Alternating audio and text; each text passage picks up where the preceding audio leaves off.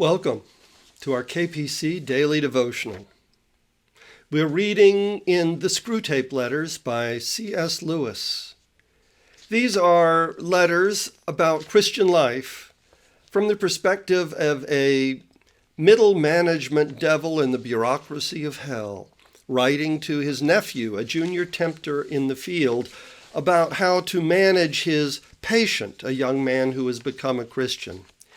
Here, all the Christian virtues are explored and Christian faith is investigated, but from the perspective of the devil.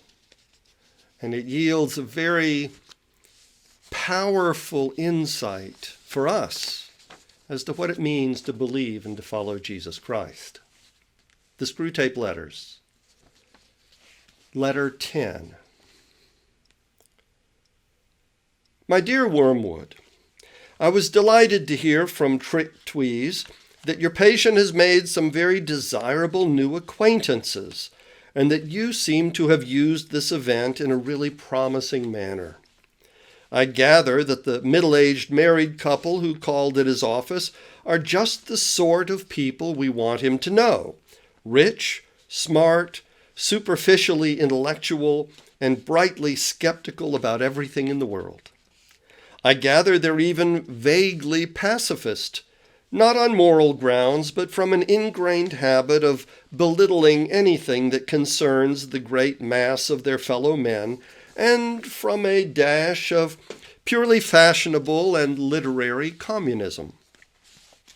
This is excellent. And you seem to have made good use of all his social, sexual, and intellectual vanity. Tell me more. Did he commit himself deeply? Oh, I don't mean in words. There's a subtle play of looks and tones and laughs by which a mortal can imply that he is of the same party as those to whom he is speaking. That is the kind of betrayal you should specially encourage, because the man does not fully realize it himself. And by the time he does, you will have made withdrawal difficult. No doubt he must very soon realize that his own faith is in direct opposition to the assumptions on which all the conversation of his new friends is based.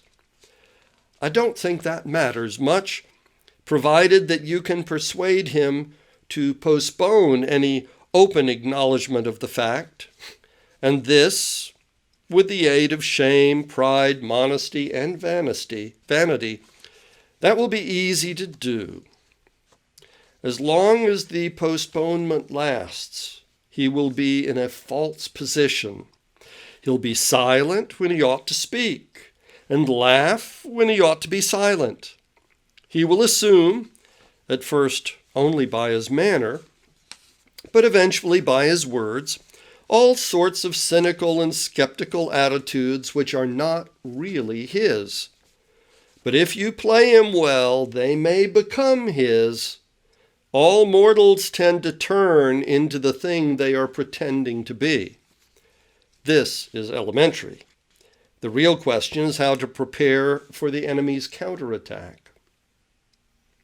The first thing is to delay as long as possible the moment at which he realizes this new pleasure as a temptation.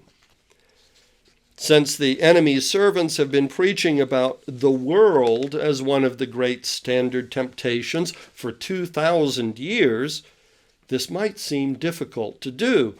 But fortunately, they have said very little about it for the last few decades.